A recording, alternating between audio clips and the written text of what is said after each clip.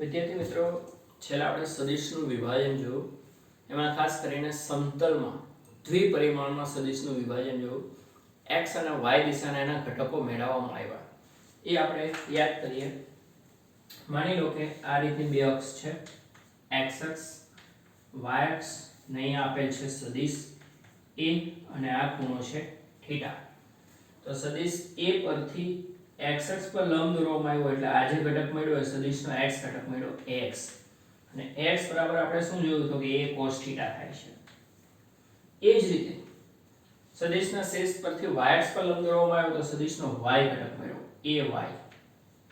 અને એ આપણે શું લીધું a sin θ. હવે હકીકતમાં જોવા જઈએ તો અહીંયા ખૂણો θ છે તો આ ખૂણો કેટલો કહેવાય તો કે 90 θ કહેવાય. તો અહીંયા sin θ ને બદલે cos 90 θ પણ આપણે લખી શકીએ છીએ. મતલબ ay બરાબર a cos 90 θ આવું પણ કહેવાય. તો આમ સદિશનો કોઈ પણ દિશાનો ઘટક, જરૂરી નથી કે બધા જ પ્રશ્ન દાખલાની અંદર સદિશ x અક્ષ કે y અક્ષ સાથે જ ખૂણો બનાવતો હોય. તો હંમેશા યાદ રાખવાનું સદિશનો કોઈ પણ દિશાનો ઘટક એટલે એ દિશા સાથે કેટલો ખૂણો બનાવેલા છે એના cos નો ગુણાકાર કરી દેવાનો. દાખલા તરીકે સદિશ છે ને એનો આ દિશાનો ઘટક શોધવો છે, આની સાથે કેટલો ખૂણો છે θ, તો એનો એ દિશાનો ઘટક એટલે a cos θ કહેવાય.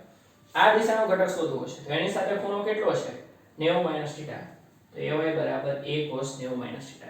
સદિશનો કોઈ પણ દિશાનો ઘટક એટલે સદિશનું મૂલ્ય ગુણ્યા cos ગુણ્યા તે દિશા સાથે બનાવેલો ખૂણો, પછી x y z કે બીજી કોઈ પણ હોય તો પણ ચાલશે.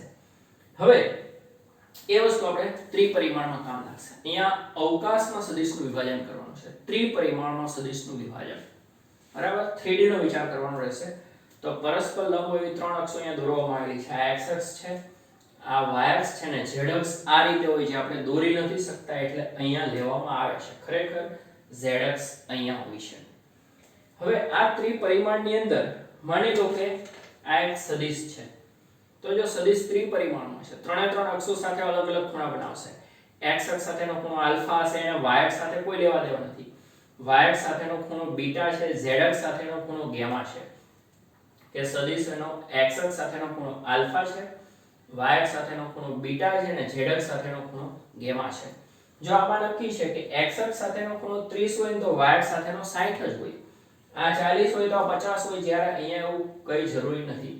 ત્રિપરિમાણમાં છે, ત્રણ અક્ષો સાથેના ખૂણાઓને એકબીજા સાથે કોઈ સંબંધ નથી, સ્વતંત્ર છે.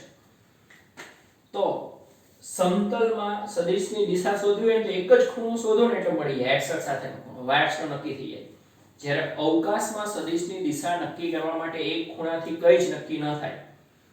x અક્ષ સાથેનો ખૂણો સદિશ એનો 30 હોય તો અહીંયા 30 થાય, અહીંયા 30 થાય, અહીંયા 30 થાય, અહીંયા 30 થાય, કઈ જ નક્કી નહીં. એટલે અવકાશમાં ત્રિપરિમાણમાં સદિશની દિશા નક્કી કરવી હોય તો ત્રણ ખૂણાની જરૂર પડે. x અક્ષ સાથે કેટલો છે, y અક્ષ સાથે કેટલો છે અને z અક્ષ સાથે કેટલો છે. ત્રણ ખૂણા તમે જાણી લો ને ત્યારે જ સદિશ એક્ઝેક્ટલી ક્યાં હશે, કઈ દિશામાં નક્કી થતું હોય છે. તો સદિશના ઘટકોની વાત કરીએ તો આ સદિશ a છે, એના પરથી xz સમતલમાં લંબ દોરવામાં આવ્યો, ત્યાંથી આપણે z અક્ષ પર લંબ દોર્યો અને ત્યાંથી x અક્ષ પર લંબ દોર્યો. તો આ જે માપ મળે છે સદિશનો x ઘટક દર્શાવે છે, આ જે માપ છે સદિશનો z ઘટક દર્શાવે છે. એ જ રીતે સદિશના શેષ પરથી તમે xy સમતલમાં લંબ દોરો, ત્યાંથી તમે y અક્ષ પર લંબ દોરો, x અક્ષ પર લંબ દોરો. x ઘટક તો મળી ગયો છે, તો આ સદિશનો y ઘટક થશે. એટલે ત્રિપરિમાણમાં સદિશને ત્રણ ઘટકો આવશે, પણ સહેલાઈથી મળી જાય છે. x ઘટક એટલે a cos x અક્ષ સાથેનો ખૂણો જે અહીંયા આલ્ફા છે, y ઘટક એટલે a cos y અક્ષ સાથેનો ખૂણો જે અહીંયા બીટા છે, az એટલે a cos z અક્ષ સાથેનો ખૂણો અહીંયા ગામા છે. અને દ્વિપરિમાણમાં બે ઘટક આવે તો ત્રિપરિમાણમાં ત્રણ ઘટક આવે. સદિશ a બરાબર axi plus ayj plus azk થશે. સદિશનું મૂલ્ય શોધવું હોય તો આગળની જેમ જ છે, વર્ગમૂળની અંદર ax2 plus ay2 plus az2 ત્રણ ઘટક હોય તો ત્રણ આવશે. આવી જ રીતે આપણે જરૂર પડશે જ્યારે ગતિનો પ્રારંભ કરીશું ત્યારે સૌપ્રથમ સ્થાન સદિશ આવશે. સ્થાન એટલે યામ, એવું આગળ આપણે કીધેલું હતું. સ્થાન સદિશ r એટલે xi plus yj plus zk છે. આને તમે આવી રીતે પણ લખી શકો છો, x y અને z. સ્થાન સદિશ એટલે બિંદુને ઉગમ બિંદુ સાથે જોડતો સદિશ છે. કોઈ પણ કર્ણનો સ્થાન સદિશ એટલે કર્ણને ઉગમ બિંદુ સાથે જોડતો સદિશ છે. ના ત્રણે ત્રણ એક્ઝેક્ટલી એના યામ જ છે. એવી જ રીતે જેમ સદિશના ઘટકો આવે સ્થાન સદિશમાં કર્ણના યામ આવે છે. બાકી બધું સરખું જ રહેશે. હવે આપણે સદિશોના સરવાળા માટેની ભૌમિતિક આલેખની રીત તો જોઈએ, સમાંતર બાજુ ચતુષ્કોણ ત્રિકોણની રીત. એવી જ રીતે બેઝિક રીત પણ આવે છે. જો ભૌમિતિક રીત છે એમાં માપ લઈને દોરવાનું હોય છે ને એટલે એમાં ત્રુટિ આવી શકે છે. બધા એક સરખું નથી દોરી શકતા. દાખલા તરીકે તમને એક ડ્રોઈંગ પેજ, કોણ માપક, પેન્સિલ, રબર, ફૂટપટ્ટી લઈને બેસાડી દીધા. એમ કહેવામાં આવે કે x અક્ષ સાથે 30 નો ખૂણો બનાવતી દિશામાં 5 સેન્ટીમીટર લાંબુ તીર દોરો. હવે જોશો તો કોઈનો ખૂણો 30 હશે, કોઈનો 29 હશે, કોઈનો 31 હશે, કોઈ 5.1 હશે, કોઈનો 4.9 હશે. દેખીતી વસ્તુ છે, હ્યુમન એરર. અને આ તો એક સદિશ દોરવાનો હોય, ત્યાંથી પાછો બીજો ખૂણો લઈને બીજો સદિશ દોરવાનો હોય, ત્યાંથી ત્રીજો ખૂણો લઈને ત્રીજો સદિશ દોરવાનો હોય. તો ગ્રાફિકલ મેથડ આલેખની રીત છે ને કંટાળાજનક છે અને મર્યાદિત ચોકસાઈ વાળી છે. એમાં ભૂલ થઈ શકે છે.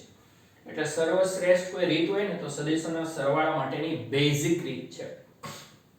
બેઝિક રીત એકદમ સરળ છે, કઈ દોરવું નથી પડતું, સાદું ગણિત જ સીધું લાગુ પડી જાય છે એમાં. તો એ બેઝિક રીત શું છે તે આપણે જોઈએ. ધારો કે આપણી પાસે દ્વિપરિમાણના બે સદિશ આપેલા છે. સદિશ A એટલે xi + ayj દ્વિપરિમાણ છે. સદિશ B એટલે bxi + byj છે. પરિણામી સદિશ R એટલે સદિશ A + સદિશ B છે. સદિશ A લખી દીધો પ્લસ સદિશ B લખી દીધો. આપણે જાણીએ છીએ સદિશોના સરવાળા માટે ક્રમનો નિયમ ને જૂથનો નિયમ જળવાય છે. તો આપણે શું કરીએ, આને અહીંયા લઈ લઈએ, આને અહીંયા લઈ લો. તો આ બંને ભેગા થયા જેમાંથી i સામાન્ય નીકળી ગયો, આ બંને ભેગા થયા એમાંથી j સામાન્ય નીકળી ગયો. જો સદિશ A અને સદિશ B આવી રીતે લખી શકાતા હોય તો સદિશ R એટલે શું લખાય? તો કે સદિશ R એટલે rxi + ryj. એનો મતલબ કે rx એટલે શું થશે? તો કે ax + bx થશે. ry એટલે શું થશે? તો કે ay + by થશે.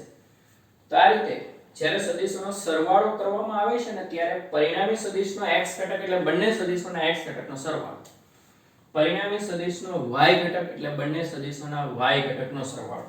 દાખલા તરીકે આપણે કિંમતથી લઈએ ને, ધારો કે સદિશ A એટલે આવું આપેલું છે 2i + 3j એટલે આ x કહેવાય ને ay કહેવાય. સદિશ B એમાં આપેલું છે ધારો કે 4i + 5j. આ bx છે, આ by છે. પરિણામી સદિશ R એટલે સદિશ A + સદિશ B આપેલ છે. તો સદિશ R તમે ડાયરેક્ટલી લખાવી શકો તો કે આ ડાયરેક્ટલી લખી શકાય.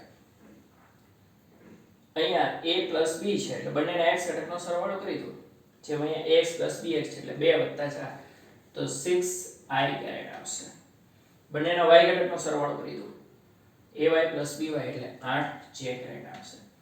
તો rx છે, ry છે. તો rx એટલે શું કર્યું? x + bx, ry એટલે ay + by છે. તો બેઝિક રીત ખૂબ સરળ રહેશે. પછી આ સદિશનું મૂલ્ય શોધવું હોય તો વર્ગમૂળમાં 6 નો વર્ગ + 8 નો વર્ગ કરીને 10 મળી જશે. સદિશની દિશા શોધવી હોય તો tan θ y ઘટકના છેદમાં x ઘટક ry ના છેદમાં rx લખી શકાય છે. આ તો દ્વિપરિમાણના બે સદિશોના સરવાળાની વાત કરી. ત્રિપરિમાણના બે સદિશોનો સરવાળો કરવો હોય તો પણ કંઈ નવું નથી. સદિશ A axi ayj + azk છે. સદિશ B bxi + byj + bzk છે. સદિશ R એટલે સદિશ A + B છે. તો ત્રિપરિમાણ છે એટલે R ના ત્રણ ઘટકો આવશે. rxi ryj + rzk. તો rx ની અંદર શું આવશે? ax + bx આવશે. ry ની અંદર શું આવશે? તો કે ay + by આવશે. rz ની અંદર શું આવશે? az + bz આવશે. ત્રિપરિમાણના બે સદિશોનો સરવાળો. અને અંતિમ પ્રયત્ન, ત્રિપરિમાણના ત્રણ સદિશો આપણને આપેલા છે. Small a axi + ayj + azk. Small b સદિશ bxi + byj + bzk. સદિશ c cxi cyj czk. આપણે શું કરવાનું? શું ત્રણે ત્રણનો સરવાળો કરો છે? ના, એકને બાદબાકીમાં લઈએ ને. પરિણામી સદિશ t એટલે સદિશ a + સદિશ b - સદિશ c કરવું છે. a ને b નો સરવાળો ને એમાંથી c ની બાદબાકી કરવી છે. તો શું થશે? પરિણામી સદિશ t નો x ઘટક કેવો હશે? a ને b ના x ઘટકનો સરવાળો હશે ને c નો x ઘટક બાદ હશે. x + bx - cx. ty ay + by - cy થશે. tz az + bz - cz થશે.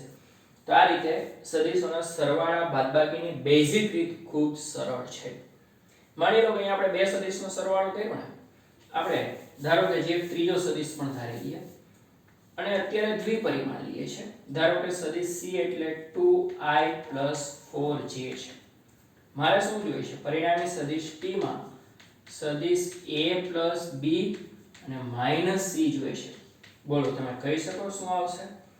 a અને b ના x ઘટકનો સરવાળો અને એમાંથી c નો x ઘટક બાદ થશે. તો 2 + 4 - 2 4i થશે. એવી જ રીતે y ઘટકની અંદર 3 + 5 - 4 એટલે એ બી થઈ જશે 4j. હજી આમાં 3 3 નો z ઘટક જોડી દીધો તો અહીંયા z ઘટકમાં આવું થાય. તો બેઝિક રીત ખૂબ સરળ છે, તે જોઈ શકાય છે. તો અવકાશમાં સદિશનું વિભાજન આ પ્રશ્નની દ્રષ્ટિએ બહુ મહત્વ નથી, આટલું યાદ રાખો. અને ત્રિપરિમાણ હોય તો સદિશનું મૂલ્ય આ જ રીતે મળશે. અને પછી બેઝિક રીતની અંદર જેટલા પણ સદિશોનો સરવાળો કરવાનો હોય, પરિણામી સદિશનો x ઘટક એટલે બધા સદિશોના x ઘટકનો સરવાળો, પરિણામી સદિશનો y ઘટક બધા સદિશોના y ઘટકનો સરવાળો, પરિણામી સદિશનો z ઘટક જો આવતો હોય બધા સદિશોના z ઘટકનો સરવાળો.